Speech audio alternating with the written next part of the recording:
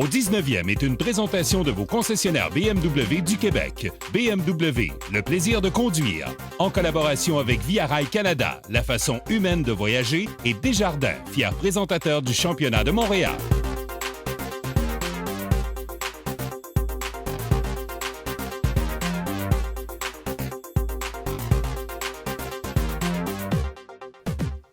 Bonjour tout le monde, ici Michel Lacroix qui vous souhaite la bienvenue à l'émission au 19e. Ce sera la dernière émission de la présente saison. Pour cette occasion, on vous propose une rencontre avec Chantal Maccabé de RDS, une mordue de golf. Et on a aussi fait appel à nos joueurs vedettes professionnels pour vous présenter les coups les plus inusités qui soient. Imaginez, les professionnels coincés dans les fosses de sable, dans les obstacles d'eau, juchés dans les arbres et coincés dans des murs de pierre. Tout ça et plus encore cette semaine à l'émission au 19e.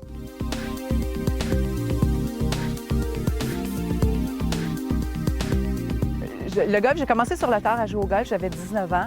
Et la raison est bien simple, c'est que j'allais travailler à Radio-Canada à Ottawa. J'avais pas de famille là-bas, rien. Et l'été, donc je trouvais les journées un petit peu longues parce que je travaillais pas tout le temps. Et les journées que j'avais de congé, j'allais jouer au golf. Je me dis, tiens, je vais m'inscrire. Je me suis inscrite, je suis allée là sans rien avoir. J'ai jamais suivi de cours de ma vie. Mais j'ai eu la piqûre tout de suite. C'est une passion d'abord, OK? Fait que j'adore jouer, j'adore le regarder également, la télé. C'est une détente. Je ferme mon cellulaire, je relaxe, ça sent bon, les fleurs, c'est merveilleux. Et en même temps, c'est un défi que tu te lances à toi-même, jouer au golf. Puis ça, je trouve ça vraiment passionnant. Ma force, j'ai une bonne drive. Ça, il n'y a pas de problème. Je frappe la balle. Je suis quand même une femme assez athlétique, assez costaude. Fait que ça, j'ai pas trop. Mais c'est de me rendre sur les verres. Ça, je trouve ça extrêmement difficile. Le putting, il est correct. J'ai pas de problème là-dessus. Mais ce qu'on appelle en termes de golf, ma short game, là, le chipping, là, c'est extrêmement... C'est un mystère pour moi. Fait que je peux me rendre en régulation facilement jusqu'au verre, mais me rendre sur le verre, là, je peux perdre 3 coups. Sais-tu quoi? C'est quand je vais jouer au golf avec mes enfants. C'est vraiment ça, parce qu'il n'y a pas un autre sport au monde qui va te permettre d'abord d'exceller autant que tes enfants et de passer 5 heures de temps sur un terrain, de passer donc 5 heures de temps à proximité avec tes enfants, parce que tu joues au golf, mais tu jases de toutes sortes de choses. C'est sur un terrain de golf, j'ai eu les plus belles confidences que j'ai eues. C'est tellement extraordinaire pour ça, il n'y a pas d'autre sport qui peut te permettre ça. Jouer avec ma mère, ça représente calme et relaxation. Jouer au golf, c'est sûr que c'est toujours plaisant. Ça relaxe, t'es dans la nature, il fait beau. Puis je trouve ça toujours important de passer du temps avec ma mère. Je l'aime bien, c'est une personne calme, relaxante, puis passer du temps avec, jouer un petit 18 trous, je trouve ça vraiment fun. Ma mère, c'est une personne très calme, même si elle manque un coup, elle va plus s'en rire qu'à être fâchée. C'est pas le genre de femme que tu vas réussir à frustrer facilement. C'est une bonne personne, c'est une bonne vivante. Mon plus vieux, il est cool. Ça serait le golfeur parfait. Lui, il n'y a rien qui l'énerve, il ne stresse pas, il rit tout le temps. Tout ça, le plus jeune, il a la mèche un petit peu plus courte. Fait que lui, un bâton, c'est pas juste fait pour jouer, c'est fait pour lancer aussi. Au nombre des tournois d'importance disputés sur le PGA Tour figure le tournoi Memorial, présenté sur le parrainage de Jack Nicklaus. On évolue chez lui sur un parcours qui a toujours été impeccable et qui donne souvent l'impression de se retrouver au Augusta National. Voici notre question piège cette semaine. Quel est le nom du parcours utilisé à l'occasion du tournoi Memorial? Voici notre choix de réponse. A. Carnoustie. B. Troon. C. Muirfield. La réponse au retour de la pause.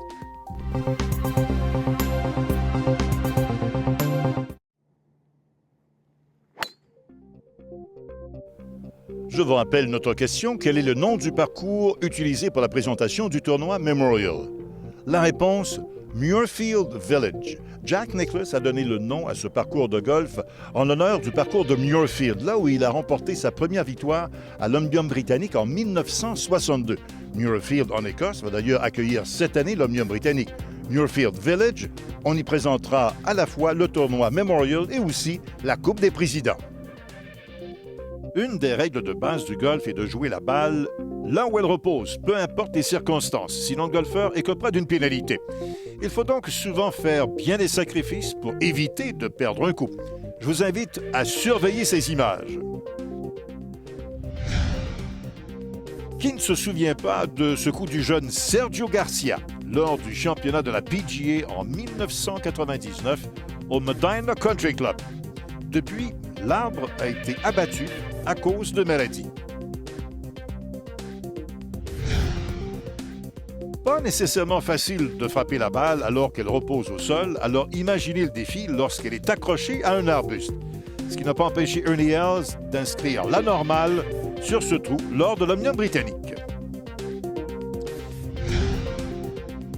Qui ne se souvient pas de ce coup mémorable de Willie Austin lors de la Coupe des Présidents, disputée ici même, au Royal Montréal, un coup qui lui avait valu le surnom de Aquaman. Instant mémorable l'année dernière, alors que Bubba Watson y est allé d'un coup remarquable pour éventuellement remporter le tournoi des maîtres en prolongation. Si une partie de la balle sort de l'eau, alors il est toujours possible de se tirer d'affaire. C'est exactement ce que Nicholas Thompson a réussi à faire récemment pour ainsi sauver la normale sur la pointe des pieds.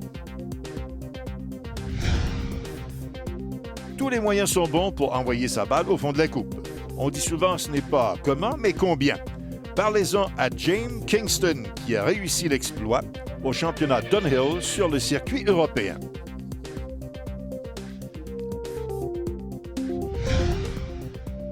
C'est un classique, mais personne ne se lasse de voir comment Miguel Ángel Jiménez s'est tiré d'affaire au fameux 18e à St. Andrews lors de la présentation d'un Omnium britannique. Pas facile, le parcours de Glen Abbey à Toronto lorsqu'on y dispute l'Omnium canadien. Leif Olson, au 15e, a eu besoin d'aide cependant pour inscrire un trou d'un coup fort inhabituel.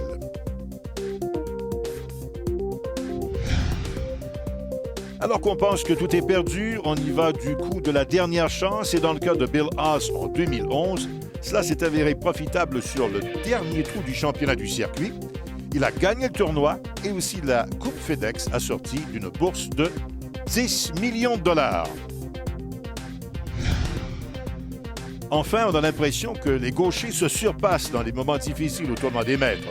Watson l'année dernière et ce deuxième coup mémorable de Phil Mickelson au 13e en 2011.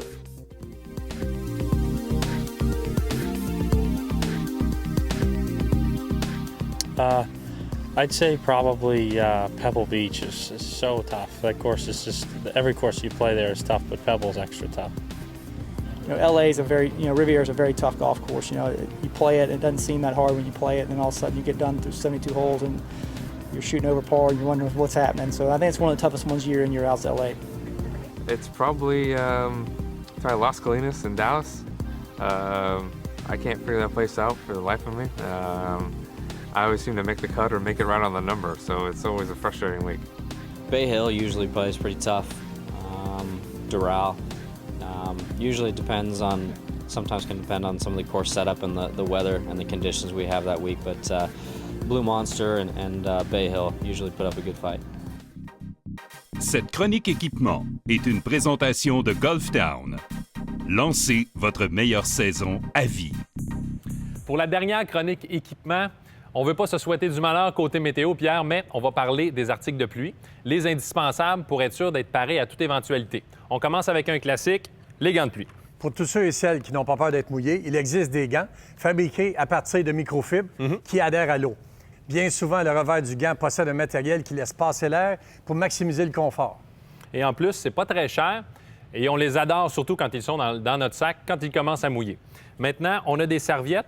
Il y a moyen de rester au sec, même sous la pluie. Elles seront très pratiques. L'extérieur de la serviette est imperméable, ce qui permet de rester au sec tout au long de notre partie. Et en plus, si vous l'accrochez en dessous de votre parapluie, là, on est blindé à 100 %. Maintenant, Pierre, j'ai un projet un peu plus gros pour toi. Si vous avez l'habitude de toujours jouer en voiturette, le revêtement voiturette est idéal. Il vous protège de la pluie et aussi du vent lors des températures fraîches en début et en fin de saison. Bon, Vous allez me dire que ça ne rentre pas tout à fait dans un sac de golf, je vous l'accorde. Mais on peut assurément le laisser dans la voiture. On va parler de la pièce d'équipement la plus importante, les habits de pluie, les manteaux et les pantalons. Comment je fais le bon choix? L'important, c'est la capacité de repousser l'eau. 2 catégories, résistant à l'eau et imperméable, le fameux waterproof. Lorsque le produit est qualifié d'imperméable, les coutures et les fermetures éclairs sont scellées. Si ce n'est pas le cas, c'est dans la catégorie résistant à l'eau. Donc, on ne peut pas avoir la mention de waterproof. Oui, c'est la façon de protéger le consommateur. C'est une bonne chose à savoir, mais rassurez-vous, si vous payez le gros prix pour votre manteau, pour votre équipement, il est certain que vous allez en avoir pour votre argent. Est-ce qu'il y a d'autres choses à savoir au niveau des imperméables? Il faut qu'il soit confortable, sans bruit lorsqu'on effectue un élan de golf. Garantie d'imperméabilité. Dans certaines compagnies, la garantie est à vie. Pierre, c'est déjà la fin. Merci beaucoup pour tes précieux conseils tout au long de la saison. Merci de nous avoir écoutés. Et moi, je vous dis bonne saison de golf et on se retrouve dans l'allée sur un parcours de golf au Québec.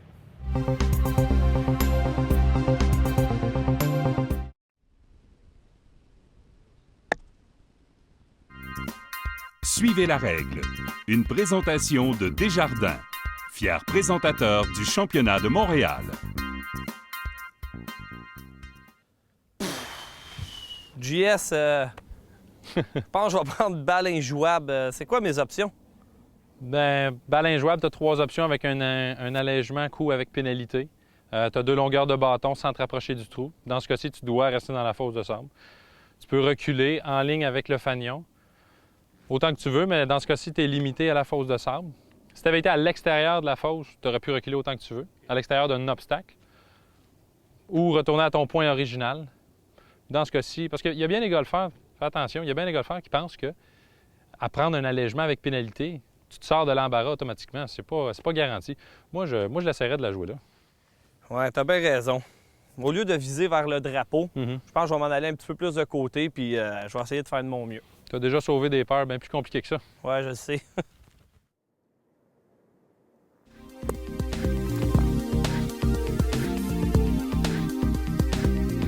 Practice. Pretty simple. You know, it's, well, you said one word. You know, no, it's about practice. You know, the thing that we do is we don't have a regular job, so we practice as much as we can. And the one thing that a lot of amateurs don't do, they don't practice their short game enough. You know, green speeds, putting, the green speed. You got to practice your putting before you go play. You need to hit a couple chips. And that's the key to this game, is to improve the score is going to be chipping and putting. One tip would be, I think, to play within yourself. Most amateurs are trying to hit the ball too far. You know, it's an 8 or a 9 iron. I think I can get the 9 iron there.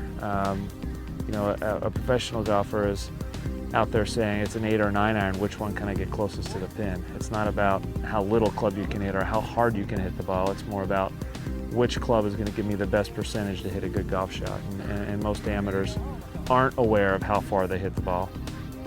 It would be get fitted, like use the right equipment, and probably take an extra club all the time. One tip to help with the game. Okay, I could probably, I would say try and keep their swing a bit smoother. Probably take the tension out of their hands. Most times if you're trying, you're gripping the club very firm. So I would say that amateurs to feel like the club feels a bit more lighter. So when they're over the ball, maybe just waggle the club a bit more and take some of that tension out of their hands and out of their arms. And therefore you increase your chances. Tense arms, tense hands with not great mechanics is going to destroy a shot.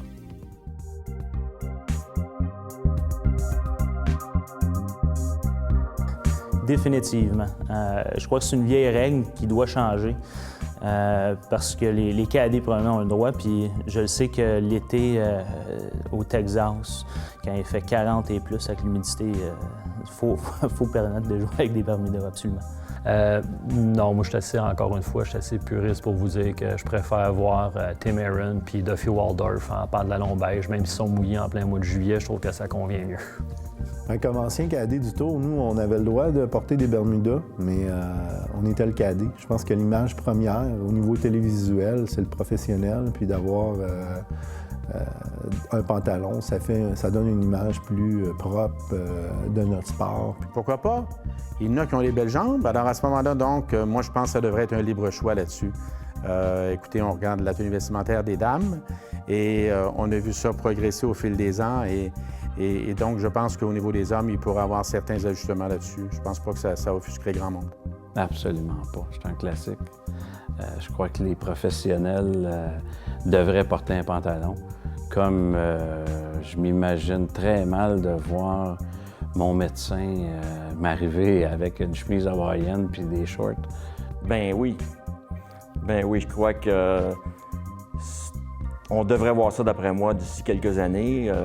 Avant, ça jouait en cravate, ça joue plus en cravate. Et là, je pense que tout le monde joue en Bermuda, sauf les joueurs sur le PGA. Je pense que ce serait le temps de changer ça. Au terrain d'exercice, vous est présenté par Ping. Alors, cette semaine, pour vous, on parle fosse de sable d'allée.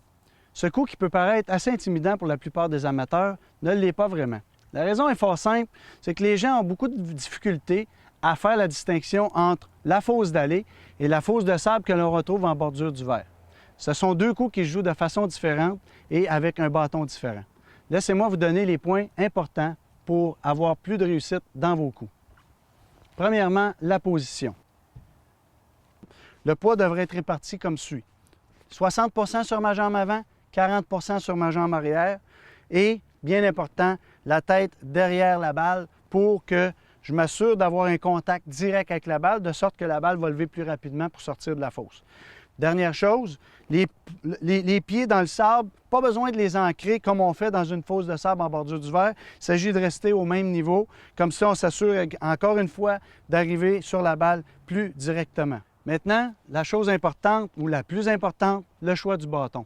Lorsque vous êtes dans la fosse d'allée et que vous êtes normalement, mettons, à 150 verges, très important de prendre le bon bâton. Donc, si normalement vous utilisez un fer 8 à 150 verges, dans la fosse de sable d'allée, il faut utiliser un bâton de plus ou même deux. Un fer 7 ou un fer 6 serait un bâton recommandé. La raison est fort simple, c'est que lorsque vous allez effectuer votre élan arrière, vous serez capable d'effectuer un élan un peu plus court, ce qui est recommandé. Pourquoi? Pour s'assurer d'arriver avec un angle d'attaque descendant dans la balle, ce qui va faire sortir votre balle plus rapidement et la faire lever plus rapidement par le fait même. Et ensuite, vous permettre aussi de finir un élan en équilibre, donc un élan rythmé et équilibré. Dernière chose, très important, lorsque vous arrivez et que votre position de balle n'est pas très belle, dans le sens que ici, on peut voir que la balle est très près de la lèvre de la fosse de sable, donc ma balle doit lever très rapidement. À ce moment-là, ça vaut la peine des fois de sacrifier un coup et de se fier sur notre jeu court. Donc, je vais prendre un cocheur de sable, jouer à court du verre et travailler avec mon jeu court pour essayer de récupérer. Alors, en espérant que ces petits conseils pourront vous aider, bon golf!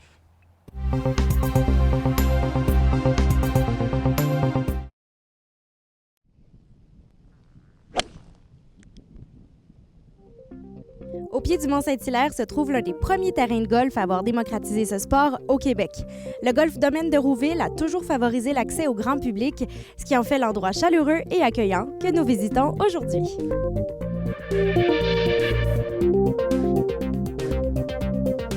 Je vais d'abord vous souhaiter la bienvenue au domaine de Rouville, un lieu de villégiature qu'on développe ici, la famille, depuis déjà 1960.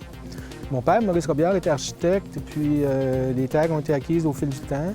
Alors, ça nous a permis d'aménager les lacs, les plages. Par la suite, le camping s'est aménagé. Dès l'Expo universelle de 1967, plus de 1000 terrains sont déjà là. Dès le début des années 70, on commence à s'intéresser au monde du golf, toujours dans l'esprit de l'entreprise ici de populariser le loisir, les loisirs et de rendre accessibles les territoires. Alors, on a aménagé un par trois et de bonnes facilités d'apprentissage pour accueillir les gens chez nous. Aujourd'hui, on a 36 trous de golf. La particularité de notre parcours, c'est des allées très larges. Nous sommes très chanceux. On a 2 rivières qui sillonnent notre parcours. Alors, on va retrouver la rivière 8 fois sur notre parcours. Alors, il faut s'amener beaucoup de balles, mais c'est un très beau défi. Et souvent, il y a des verres juste après la rivière. On va trouver sur notre parcours une érablière qui a plus de centaines d'années. On va aussi retrouver à chaque point de vue soit la montagne Saint-Hilaire ou la montagne Rougemont sur notre comme cible. On a 2 verres de pratique, une fosse de sable aussi pour se pratiquer, un champ de pratique sur vrai gazon. Et on a aussi notre école de golf, école Ghislain Poisson, qui va accueillir autant les camps juniors que les cours de débutants, initiation au golf, et les cours pour les femmes et les cours de groupe aussi durant tout l'été. Et la particularité au domaine de Rouville, c'est un par 3 unique pour les débutants, la famille ou seulement les golfeurs qui veulent pratiquer leur jeu court. Cette année, la particularité sur notre par 3, on a intégré un parcours de disque golf.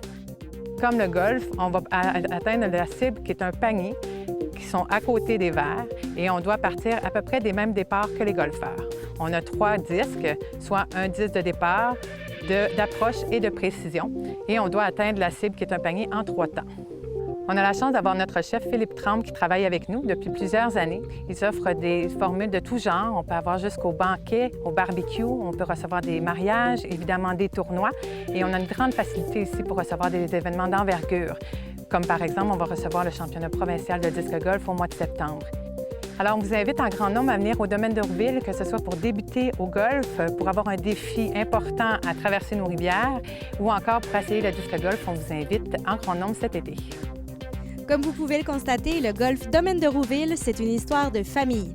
Les Robillards accueillent à bras ouverts les golfeurs ainsi que leurs familles pour un court séjour grâce au camping que l'on trouve également sur le domaine. Marie-Christine Baudry, au 19e. Ce ne sont certes pas les invités de marque qui ont manqué cette année, cette saison. Au 19e, Bubba Watson, Jim Furyk, Ricky Fowler, Brett Snedeker, bien sûr Mike Weir. Chez les filles, même chose. Stacey Lewis, également Lexi Thompson, la grande dame, Annika Sorenstam, nos Québécoises, Sarah Maud Junot, Maud Aimé Leblanc, les meilleurs manufacturiers, les meilleurs architectes, sans oublier bien sûr les dossiers, et vous nous l'avez dit, qui ont été très intéressants. Toute bonne chose a une fin. Nous, on se dirige vers le 19e pour une dernière fois cette année, et on vous laisse sur nos bons et nos moins bons coups de la saison. À l'an prochain, tout le monde. Jess, t'en viens-tu? On commence? Oui. De votre fer droit, il entre. J'ai mis des G partout. On va également utiliser nos joueurs vedettes professionnels dans les coups les plus inusitos. Il faut le croire pour le voir. C'était le contraire qu'il fallait dire. Mais c'est bien ça.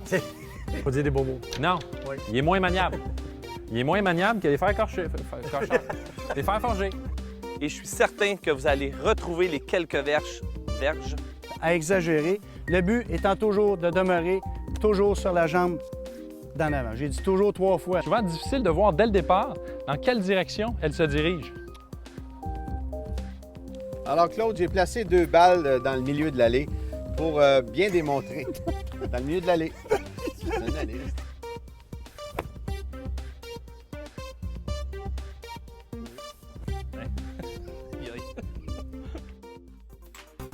Au 19e, vous a été présenté par vos concessionnaires BMW du Québec. BMW, le plaisir de conduire, en collaboration avec Via Rail Canada, la façon humaine de voyager, et Desjardins, fier présentateur du championnat de Montréal.